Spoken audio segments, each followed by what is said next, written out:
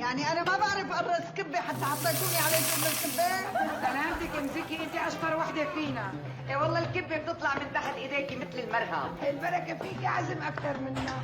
ايديها كلها بركه امسكي. ايه والله يسلموا لي ايديكي انا يا امزكي. ايه خلص حاجه حتى تقوم وحده منكم تشعل النار. يلا قومي يا ام شريفه، قومي ساعدي بوران بتشعيل النار.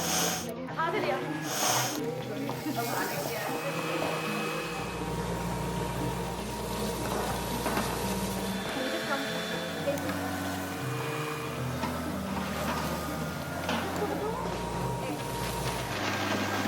ان شاء الله بتفرحي فيهم يا ام حاتم. امين يا رب العالمين. هي الثانيه يا مو. هي معطيها لخالتك امسكي. تفضلي خالي يا مزكي. حطيها هون. لكن قلتي لي بدهم يعملوا كبه مشويه.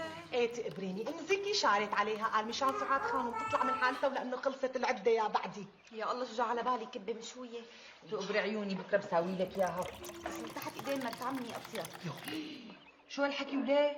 يعني انا ما بعرف ساوي كبه مشويه مثل مرت عمك سعاد؟ لا بتعرفي يا مو، بس مرت عمي بتطلع معها هيك اطيب واشهى. بالله شو؟ يا مو انت بتساويها حيله، اما مرت عمي بتمليها لحمه هبره. لعيو ما حبيت هالحكي منك يا لطفيه. إيه امك بتعمل كبه بتنهدى الملوك الشام كلها بتحكي عنها. ايه كثير. تركيها فوزي، انا بعرف ليش هيك عم تقول. لانه بدها يعني يوافق انه رجع لها عصام مثل اللي كرهانين اهلها.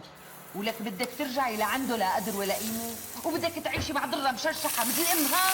ايه قولي ما بدك ترجعيني